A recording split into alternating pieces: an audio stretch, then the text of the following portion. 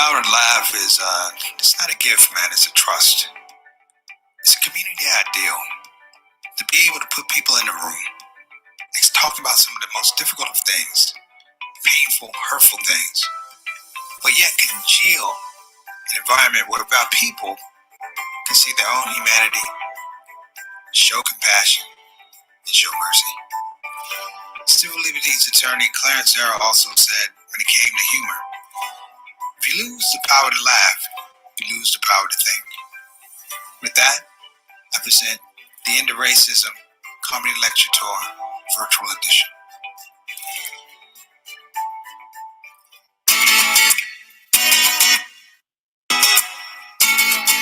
I think racism is the reason why you never ever see any black people in tanning commercials. You're laughing, but if you went to the local pharmacy, you saw a cardboard cutout of me with some suntan lotion, you'd be confused.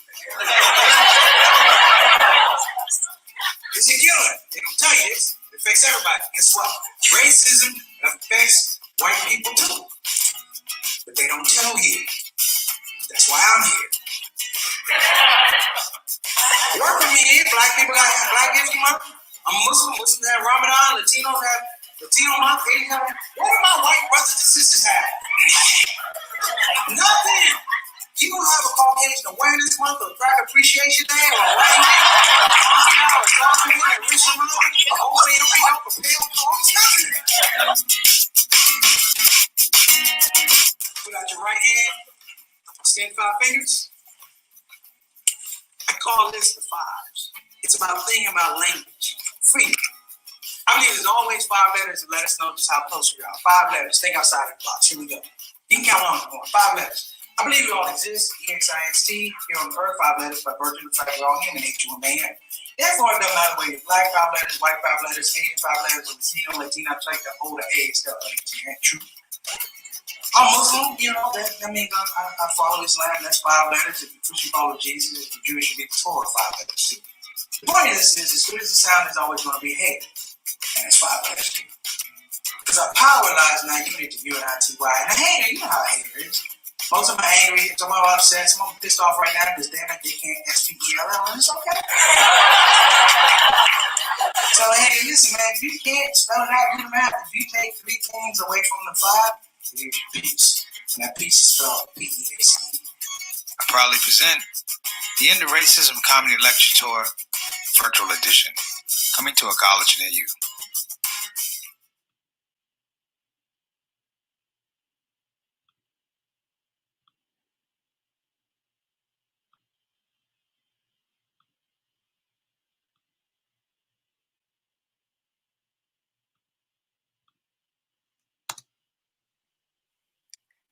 Hey everybody, Assalamu alaikum. Hope you're having a wonderful day. Make sure that you hit the subscribe button and the notify button so you'll know when you're getting new episodes. And we just want to grow this project. I thank you in advance. Without further ado, let's get it rolling. The Shout Out Show.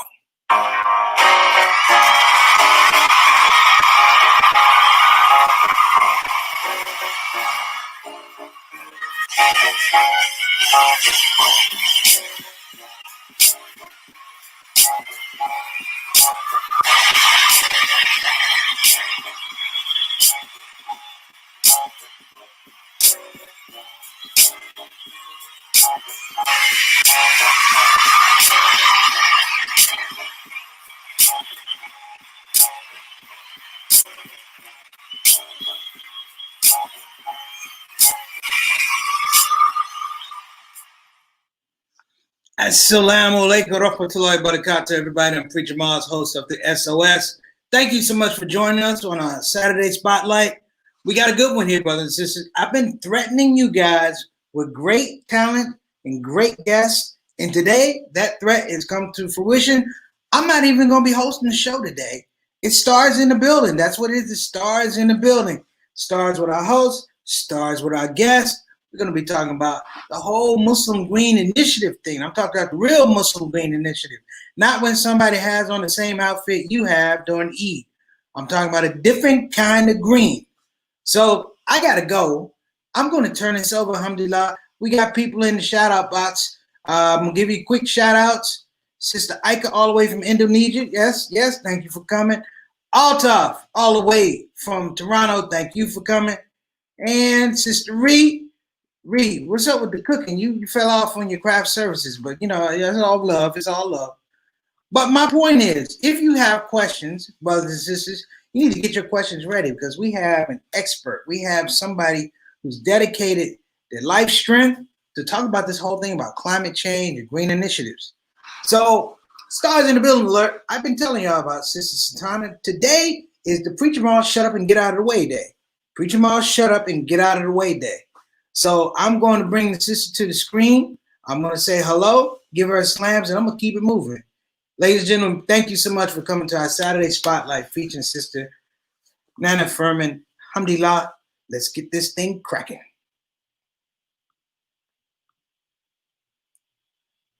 What's going on, sister? You got to unmute yourself. Unmute yourself. There you go. That is like step 101. There you go. It's all right. Look, I'm ready to get out of here. I want to hear about green climate. I want to be able to impress my family and friends. I just want to say the word green a little bit and have it not mean spinach or money. Oh, wow. I want to get in, and this is your guest. So I will be happily stepping back. I have I've done a little research on Sister Firman, but you know what? That has nothing to do with me. I might have some questions later. Right now, this is your show. All right. I would like to, without further ado, if you don't mind, let me move this box over to the side, bring our sister on, and ladies and gentlemen, this is the Shout Out Show with Sister Sutanah Whitfield. Good enough? We're good. Thank you. How you doing? Wa alaikum assalam. Assalamu alaikum. Sister Nana, how are you? Wa alaikum assalam. I'm okay. I'm doing good. Here in California. We just experienced like a big heavy wind just 2 days ago. Oh, wow. Yeah. Oh, wow. So let me just welcome everyone to the Shout Out Show with Preacher Moss. This is a daily show that runs at this time. Of course, I am not Preacher Moss. I am Sutanah Whitfield, Sister Sutanah. I'm actually one of the consulting producers on the show. And as Preacher said, he's been threatening to have me move up into the front and do some hosting, and it is here. So actually, I'm excited because we do have an amazing guest today. But again, we welcomed some of the regulars on already. I see my sister Shay is on the line. Wa alaikum assalam, Shay from New Jersey, and happy birthday to you. Oh, happy birthday. And so I just want to also let everyone know we're on a couple of different platforms. We're on Facebook and Twitter and YouTube. So go ahead and like and subscribe and share and all that good stuff. Okay, so this is going to be a really, I think a lot of, I know a lot of great information, from Sister Nana, and I'm just going to go into just a little bit from what I, what I have on here. So Sister Nana Firman, she is she's worked with the World Wildlife Fund in her native Indonesia, directing the recovery efforts in the wake of the 2004 earthquake and tsunami. Then she came to the U.S. and she initiated the Green Masjid Project for ISNA, so for the Islamic Society of North America. She developed a sustainable city initiative, which also engaged with Muslim leaders. And then she was named, which is really awesome, named a 2015 White House champion of change for climate faith by former U.S. President Barack Obama. And I just want to jump back a little bit because in 2009, that's important too. That's actually when you started your training in Melbourne, Australia, to become a change leader. So that's really what puts you on that path to right. Where we're at now. So which leads you up where you're actually in 2020 has been honored by former U.S. Vice President Al Gore for the 2020 Climate Reality Green Ring Award, and so that is for leaders in the climate reality area. So Sister Nana, she lives in California with her husband, Brother Jamal, and so I am going to send it to you because, again, I want you to, let us know who you are and, give us a definition of what you do. So when we talk, climate change, what exactly is climate change? Yeah, so actually I started it as I don't even have a background on environment or climate change. My background, my academic background is actually I did my undergraduate in industrial design and my master in urban design. So I'm originally from Indonesia, like you said, but I did my college in the U.S. in the East Coast, in fact, Connecticut and then New York.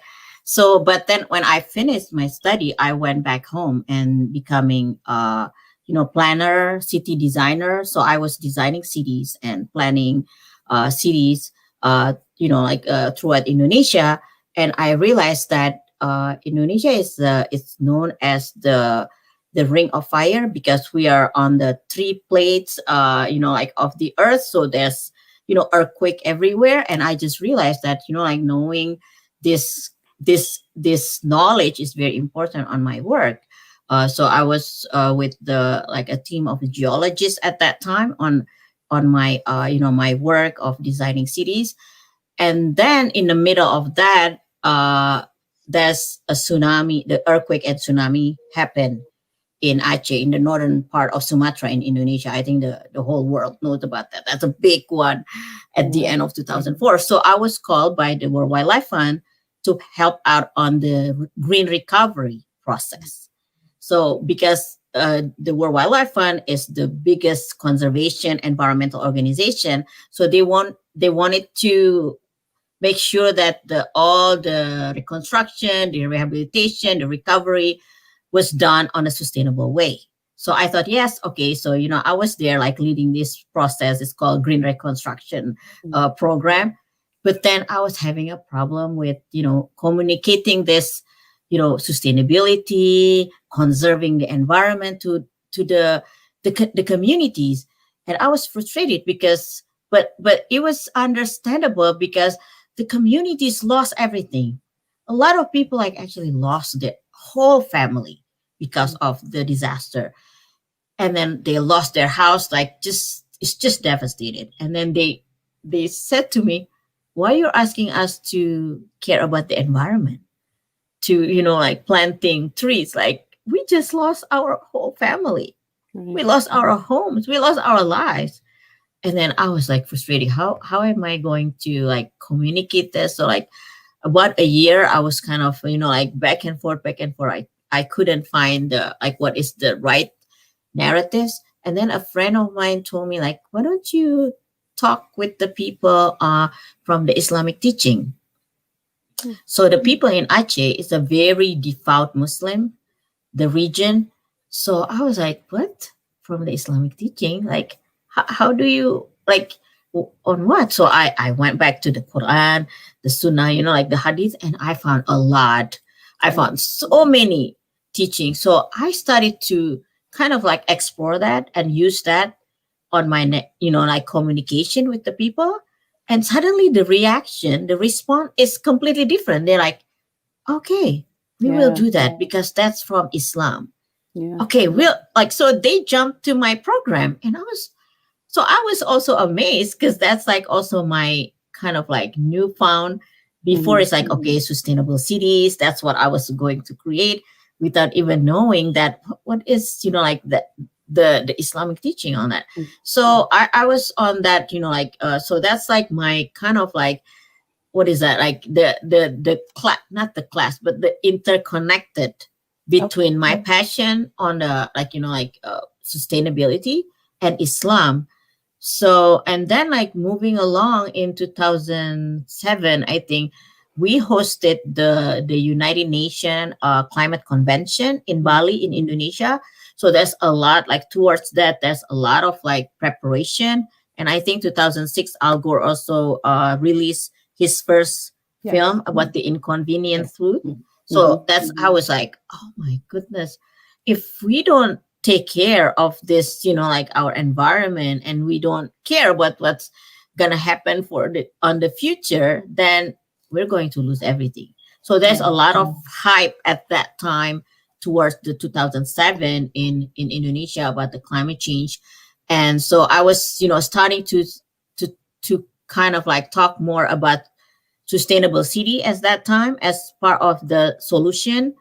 And then I was, like you said, in 2009, I was selected to be trained by Mr. Gore at that time in Melbourne, Australia. So from then on, I was just like, get like all this engaged with climate. And also I bring the Islamic teaching from that, which is like the unique thing, because of course people get it, like, like the science and, like all the policy, but sometimes science and policy doesn't move people. Right. Like, And all the data. Yeah. Yeah. There is a beautiful hadith around that, a Bukhari hadith that Prophet Muhammad alayhi salam said that if a Muslim plants a tree or a seed, and a human eats from that a human or an animal eats from that seed, then they are given the reward of that in charity. And so that's really beautiful when you think about that, because that's talking about sustaining and regeneration. Exactly. And then also that is like Sadaqah Jariyah, right? And so that is something that is just going to be in your reward ongoing and ongoing. So that's a very beautiful hadith, I thought, and that I think that would relate to a lot of us as Muslims. Yes, and like it's interesting that you mentioned that. That's exactly the hadith that I brought in with the people when I was doing my program, the Green Reconstruction, and also another hadith about planting trees. That even if tomorrow is Yaumul Qiyamah, the end of the day, the end of the world, if you have seedling in your hand, the Prophet said, plant it. That is hope. Wow. Like even in the devastation, like you're devastated, it's like the end of the world, everything, but you still plant the trees, plant the seedling. Right. That's a hope. And then like, and the hadith that you mentioned, that whatever you plant, if the human or animal benefits from what you plant, then like it's considered Sadaqah Jariyah. And when you plant a tree, it's going to be beneficial, because even if it's not having fruits, because tree produce oxygen and absorb carbon dioxide. Right. So there's always going to be like the living being is going to be beneficial from the tree that you plant. Right. And so in addition to food, it gives you life, just gives you air. So it's so beautiful. So climate change, give us a layman's, and to me, I'll say it's any change in something that abnormal change in a particular region that's going to cause problems in that region. So the issue may be temperature, of course, or rainfall. And so give us your definition as a so climate change is actually the like the extreme weather events that happens that is not normal anymore, because like our Earth has a pattern of weather that it goes like like every year the same way, but then because of now there's an extreme weather event that somehow the system is confused, so we cannot predict anymore what's gonna happen, like when is the rain season, the like cold season, hot season. So why is that happening like that? So, like it's actually created by the accumulation of the carbon dioxide emission. Of course, all our activities, as living being, we are producing carbon dioxide from our just, like regular activity.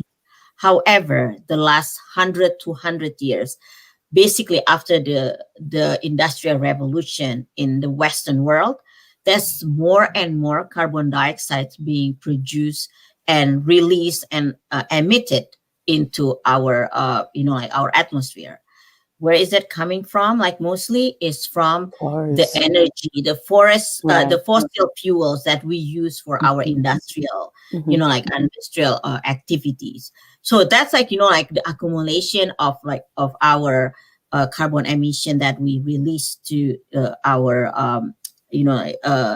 the on around the earth. That's like make it like harder and harder. So our earth has this blanket, a gas that we call greenhouse gases, which is like, like a several kind of gases that like compose this greenhouse gases. But 75% of those greenhouse gases is carbon dioxide gas. So it's supposed to be the blanket to keep our earth warm, because otherwise without that blanket, it's going to be too cold. Like, yeah, but the blanket is just have to be enough.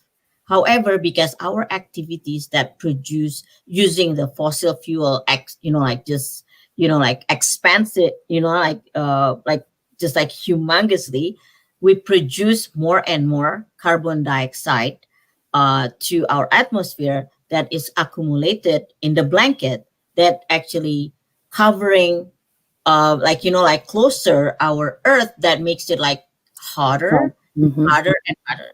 Yes. And we talked about tree just earlier. Tree is, besides they produce oxygen, they absorb carbon dioxide. So the only living being that Allah created in this earth that can absorb carbon dioxide is trees. But at the same time, in the name of development, all the trees are being cut out. We cut our forest on this earth. So it absorbs, like the one that can absorb the carbon dioxide is no longer there, while at the same time we produce more carbon dioxide. So it's getting hotter, like our earth. That's why it's called global warming. So it's warming the earth temperature. That way the weather pattern is shifting. And it's unpredicted anymore. That's why it's called climate change. Now we don't even use the word climate change so much. We call it climate crisis, because we want to have psychologically that, like we are in the emergency. We need to move. Yes, yeah. Because like if it's changed, like psychologically, people are like, yeah, climate is always change. But when you say like climate crisis, we are in crisis right now. Right. And climate change doesn't really dictate whether it's good or bad, right? Because it could be climate change could be, okay, it's changing for the best. Or so the natural crisis puts it, has a little bit of more tone to it. Right. So we talked a little bit about the earth. And I wanted to kind of talk about inequalities and climate crisis.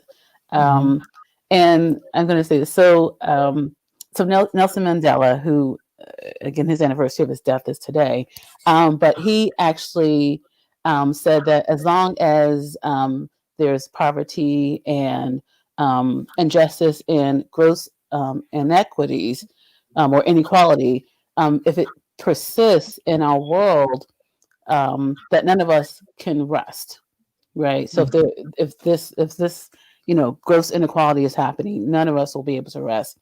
And it got me to thinking about our native people, our native Indians, our native nations, and how, they are so in tune to the earth, and they're so in tune to, what the earth is saying, how it operates. And so there's a strong inequality with that nation, right? So there are, the systems that, that they use to survive, the trees or the waterways. There are situations with those, and of course, the movement of the people from different lands. And so, can you talk a little bit about inequalities, and are there processes or programs that looks to kind of equalize that a little bit? Yeah, so it's very the equality is very alarming, because if we talk about climate change, it's also relate to like how natural resources is being, it's being taken. And if we look at the like most of the native, like native or indigenous people around the world, they live like very closely with the earth. We call them like earth protectors, water protectors, like forest protectors, like whatever protectors in a, like in a natural way. So they live like very, very, very close to the earth, and they don't like, take things from the earth like beyond the earth can replenish itself. So, for example, if they take the tree, they cut the tree, they're not going to cut the tree, just cut the whole thing, and then like it's there's no way for the tree to replenish. So they always think like, for Native American, I really like this Native American like principles, that you think about 7 generations before you and 7 generations after you. So that is a sustainability, because when you think about your children, grandchildren, great-grandchildren, great-grandchildren, you're not going to destroy things because you're thinking about them. So those are the principles that many indigenous and native, like native peoples around the world share. And however, with this, like, the modern development, we have to take all the time, and then like not giving any time for nature to replenish. And like the ironic thing is like, most of the people who didn't even take these natural resources, and like what I call like just ecological degradation, climate crisis, like just like ruin the climate system, they're the one who actually bear the brunt of the consequences. And whereas they're not even like contributing on that. So if we see like most of the people who live in the tropics region or in the southern hemisphere are the one who are bearing the brunt of the consequences of the climate issues now. Like, for example, the people in the Pacific Islands. Like, with climate change, we see that there's going to be sea level rise. Sea level rise in like all those, like the small island communities and nations in the Pacific, for example. Just for example, like 1 meter of the, so like 1 meter is about what, 3 feet. Like raise of water, they're already like lost their homes, because they're very like they're living in the lowland with the surface of the ocean. So, but they're not the one who's like contributing on this, because they're what we also have another name for that. Is like the ecological footprint. Their ecological footprint is very, very small, but yet they're the one who's like bearing the brunt of that. And also like here in the US, Native American is the one who bear the brunt of that, because there's a lot of their native land and sacred land that is being taken for like for this fracking, like trying to resource the fossil fuel, like going through their river, the water system, and then polluting their river. And then that's a sacred land and a sacred water. And then the land also, the sacred land. So they're the one who's like bearing the brunt of the consequences. And when something happened, they're the one who's the first one that suffer. Right. So yeah, so that is the inequalities of that happen. That's why I always call that environmental issue, climate issue is about justice issue. Absolutely. It's not just about like, like science and everything, but it's about justice issue. Right. Absolutely. Which leads me to, because we could talk about this all day, and I know that, wow. Which leads me to our current government. Okay. So we know that, and I'm talking to the U.S. government, right? So, where there's this narrative that, this is fake, this is not real. we know that former President Obama signed the Paris Agreement in 2016, and then Trump pulled us out of it. So then I'm happy to see that Biden, one of his 2050 plans is that he's going to again re-sign that agreement, and then also he does have some ambitious goals, right, to be carbon kind of carbon free and some other. So give me your take on this current administration, and then what do you think, as far as Biden, do you are there other things that he should work on to move us in the right direction? Yeah, I think I'm glad that the US is going to come back to the Paris Agreement, because just to get into that Paris Agreement in 2015, it took a long time, like 20 years or so.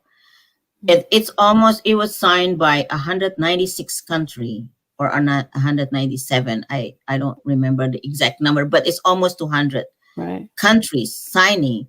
It took a long time to negotiate, just to agree upon that this is climate change.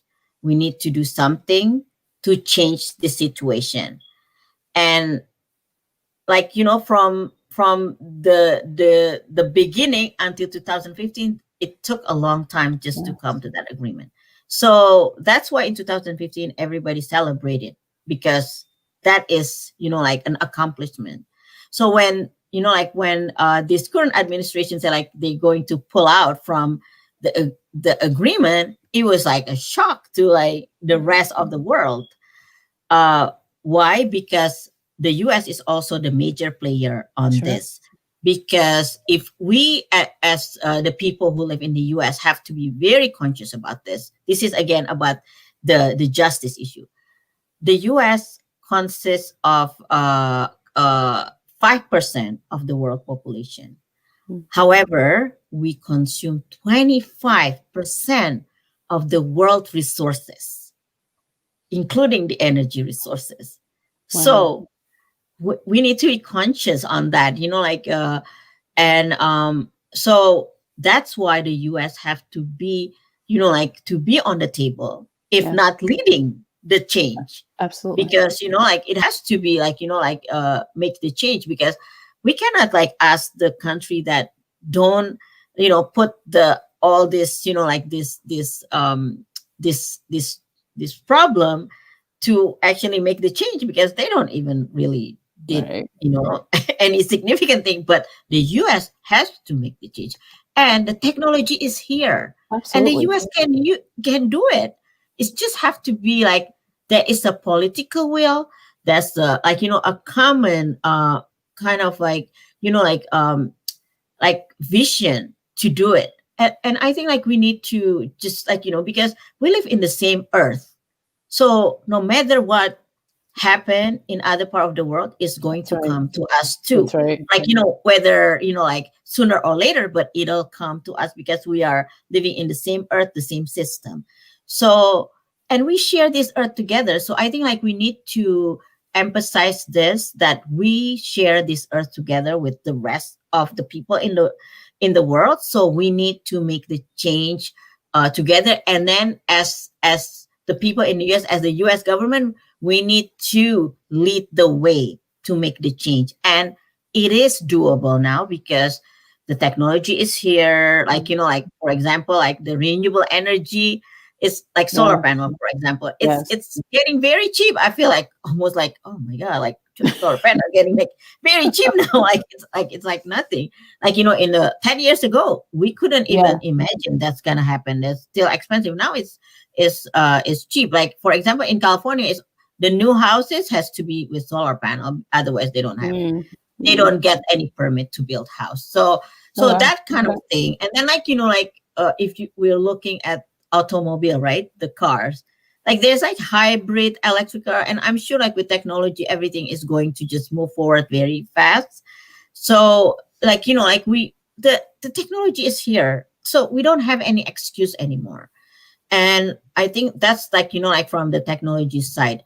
But also I think from us, from individual, the government can make policy and all this, kind of like, you know, like regulation, but then it comes to us also individually. Absolutely. What can we do? Absolutely. As one person, one family, like, you know, one family. Right. Yeah. And that's going to be my closing question to you. What can we do individually? I want to touch on COVID. So COVID, yeah. So COVID, has that changed the trajectory of this climate crisis? And is that good or bad or in different trajectory?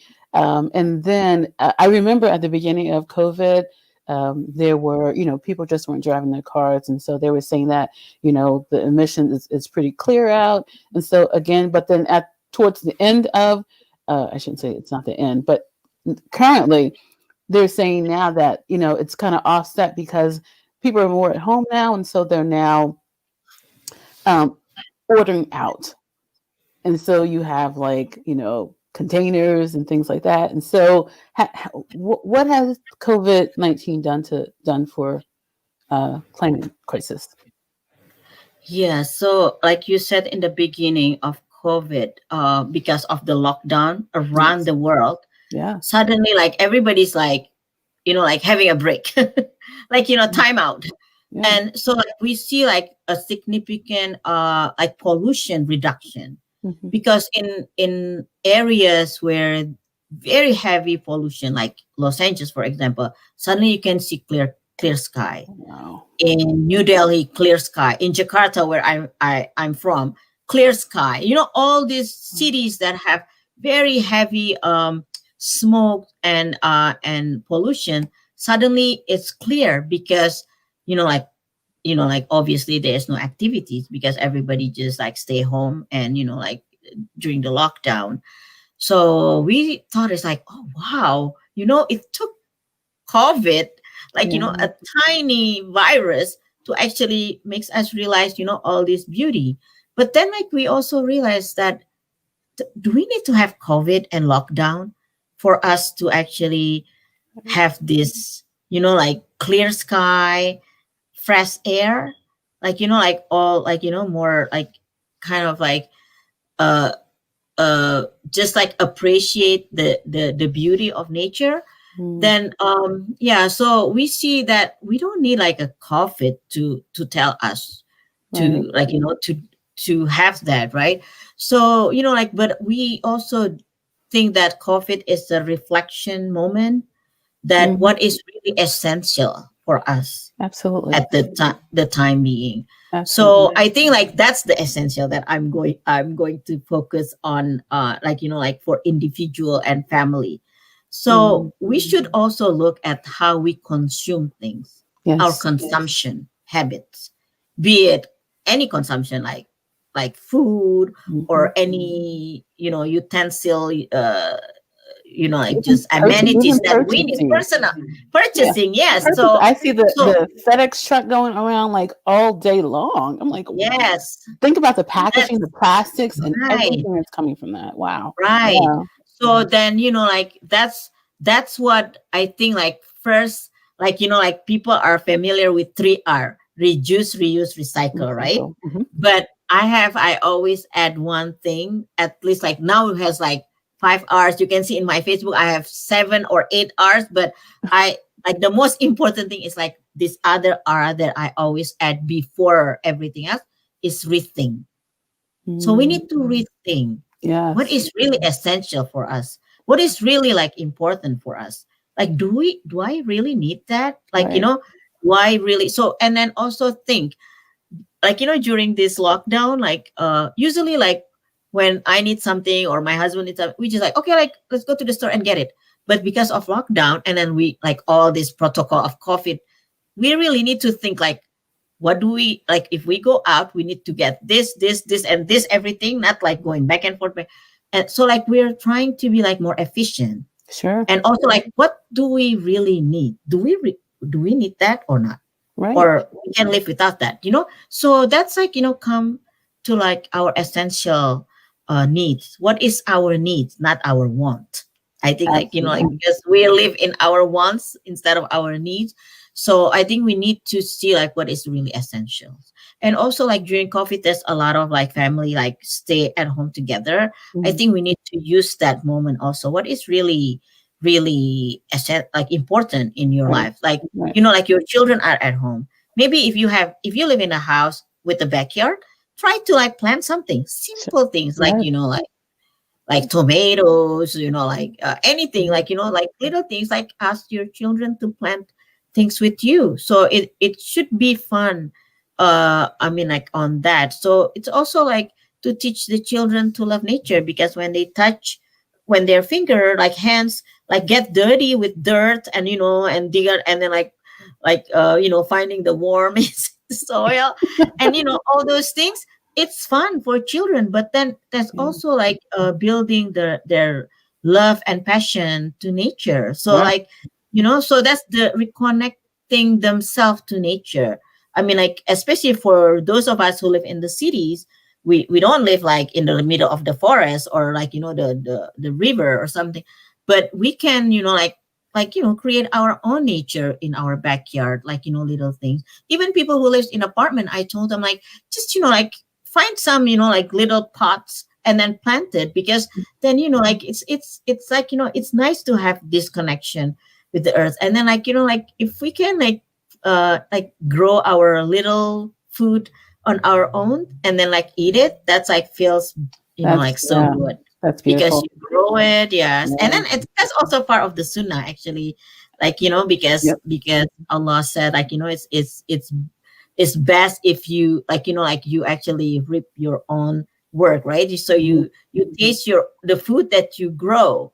So, you know, like, and also And that you appreciate it. You appreciate and it teach more. us to like more grateful to our creator, that, oh, this is how, you know, like food is grown. And, you know, like just looking at it like every day is like, wow, you see like the growing, and then when they have like the budding, like the flowers and then the fruits, you just like feel excited, and children love that. Oh, for sure, So for sure. yeah, so I love how you put that. It's just, you know, kind of taking a different look at, and of course, you know, with COVID, there, you know, we're just all, you know, tense. There's just a lot going on, but there is some positive in yeah, COVID. So yeah. I'm gonna we're at like 6:41, so I'm gonna actually bring Preacher in to you know, he has a few questions Oh, sure. to come in. So Well, like Preacher love Moss. this conversation, first of all. You know, Sister Nana, I was thinking, a couple of years ago, I was involved with a client, NBA player, who were talking about water issues. He wanted to do a campaign about pure water. And so we got into this whole thing about pure water. What we found out was just the massive shortage of water, the damage to aquifers, and, you know, how you have whole streams that are not available, the damage of dams and things like that. And I was like, you know, this is amazing stuff. And, you know, this is a couple of years ago, before it was, you know, climate change. I call it climate concern. I pick up right where you pick up at 2004 with the tsunami at Banda Aceh. Yes, yeah. We did my group, Allah Made Me Funny, we did a benefit, DC Improv, for the tsunami victims. Yeah. But it was interesting that nobody was really talking about how much the climate affects that. And I would chime in with the thing you were talking about, Native Americans, as well as Sutanah. You know, I just feel like when people are just not really connected to the land, that they're just not connected to creation. Yeah. You know, the damage of not seeing fresh grass, or right. I was reading Elijah Muhammad's Eat to Live. Eat to Live. Yeah. And Eat to Live is basically it's a ecological cookbook. Yeah. Oh, I see. Wow. Yeah. The we need to grow our own food. Right. and this is back in the 50s, talking about, or 40s, 50s, talking about the processed food, the process that these chickens go through, and how right. they're cluttered, and the emotional distress right. to a food product. Right. And I'm like, it's so tied, so very, very tied to the land. Much right. Native Americans. So a lot of what you said was just resonating. But I wanted to see if I can get you to talk about the aspect of climate change in regards to water supply. Yeah, so water, that's another issue, that because of the the climate crisis. So, and the increase of our the temperature on Earth. That is so the sources of there's a lot of droughts happening around the world. Right. So there's we're going to face this water scarcity. But then at the same time, because of this imbalance of climate, in other part of the world, we can have so much water, pouring rain that created, flash flood, flooding that we cannot even use the water. So again, I think I wanted to bring that the importance of trees. So tree is, I think we just need to study trees. Tree is so important, that not just producing this, oxygen and absorb carbon dioxide. Also with trees, they actually can hold water, right? Their roots. And then whenever you plant trees, that's just you're also harvesting water. So that means that we need to really take care of our forest system, because that's where our to ensure that we always have our water. So I have my father always say this, that he's always concerned about water, and he creates this kind of absorption well on our backyard back home in Jakarta. And as growing up, I always said why do you do that? Who cares? The water ran off. And he said, no, I don't want the water run off. I want the water to be absorbed back to the soil, to the earth, because he said he wants to make sure that the future generation will always have water. And of course, I didn't think about it. I was like, oh yeah, okay, whatever. When you're growing up, I was probably 12 or 13. I'm like, oh yeah, whatever. But then that's the thing. That's you have to, when you think about water, it's for future generation also. Yes. You need to think because this water has to be absorbed back to the earth. So in order to absorb that, we need the trees to hold the water. So again, this system, right? The ecosystem, we need to really restore back our ecosystem, just like the Native American, the indigenous people. They always, that's why they're taking care of their land, because their their lives and their livelihoods depends on that. Yes. But I wanted to highlight this in Islam, that the word ayat, right, in Arabic means the verses in the Quran. We all know that. But then ayat also means signs of God in nature. Yes. So just imagine if I say okay, I'm going to erase one ayat in the Quran, would you how is the reaction from Muslim around the world? Must be enraged, right? Wow, how dare you, right? But how come we don't have the same rage when one species extinct from the face of the planet because of this degradation? That is one ayat of God. Wow. That is one ayat of Allah. True. Yes. Yeah. So I always emphasize that, and people just whenever I mention that, they're like, oh, I've never thought about that. That's why we need to reconnect ourselves back to nature, because that's how, when we appreciate nature, that's how we are being grateful to the Creator. Otherwise, it's it doesn't make any sense. Yeah. So it's when I travel around the country and I see new construction, I just have a heavy sigh, just the absence or there's no ground soil to even hold the water now. And yes.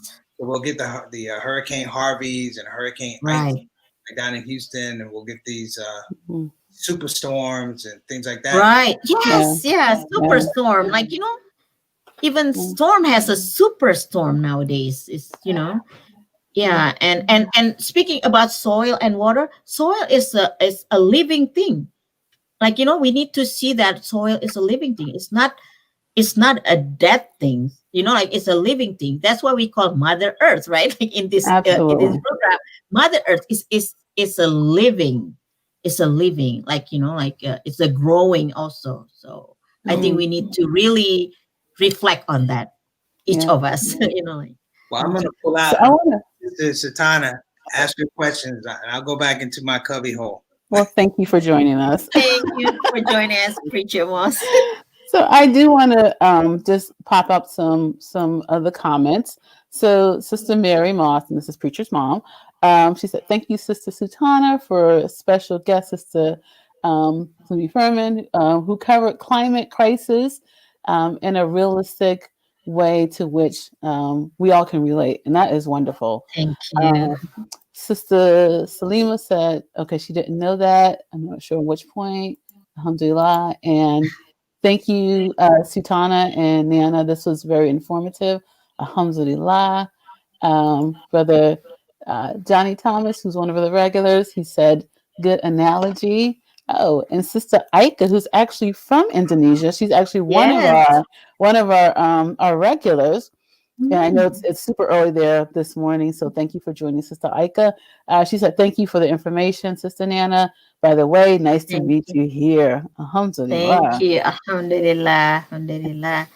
So we are, it's 30-minute show, but this was so interesting. Like there's so many areas that we can cover.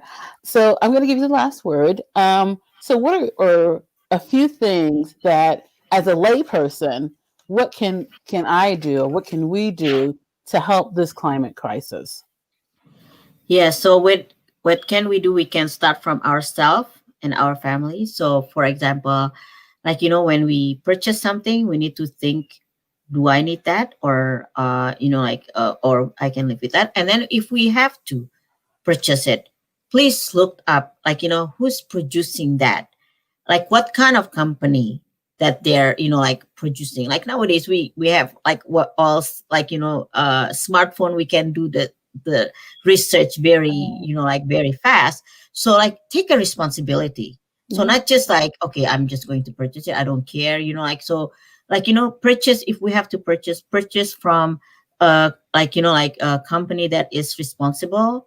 And, like, during this COVID especially, I think it forced us to support our local, like, like mom and pop shops. So then, to ensure that the economy is still going, and they're, like, because they're around in our area, so then we don't have to travel that far, so we're not, like, contributing to all this, pollution again. So then also at the same time, it's better to support the local economy. And of course, like, if we can purchase, like, the local food, like organic, hopefully, and just consume it in season. So, because the prophet, I always like say this, as sometimes, like, with children, it's like jokingly, I said, like, well, the prophet never ate any, like, anything that is imported. So it's always local fruit, local food, local milk, nothing that is, like, imported from, like, somewhere else, that, or like, this is winter, but we want to eat, fruits that is, like, in the summertime. So, like, like, so that's the thing, like, like, knowing, like, where we are, and just, like, be cautious, because whatever we do, whatever we purchase, whatever we consume is going to have, like, the consequences, and we don't want the biggest consequences in, like, the negative consequences on this earth. We want the positive consequences, because when we die, we want to leave this earth with all good things, good deeds, So we don't want the bad deeds. So I always say, like, if I'm destroying this earth, that's like my bad deed. So I don't need that. Book, yeah. Right. Alhamdulillah. Sister Nana, thank you so much. This was such pleasure. A beautiful conversation. I wish we had time to, because I still have notes on other areas I wanted to cover, but because of time, we just didn't get to it. But Sister Nana Firman, you can reach her Facebook at nana.firman. On IG, it's Nana Firman. And so, reach out to her for questions. But thank you. Inshallah, we could have you back again. Yes, thank you so much. It's my pleasure. I was like so surprised that I'm being like invited to Preacher Boss Show. I was like, yeah. Thank you, Sister Sutanah, for inviting me. You're absolutely welcome, and thank you for attending. And thank everyone else. Thank you for our guests for attending. And again, like, share, subscribe, come back daily. We are here at the same time every day at the same station, inshallah. All right. Assalamu alaikum wa rahmatullahi wa barakatuhu. Wa alaikum assalam wa rahmatullahi wa barakatuh.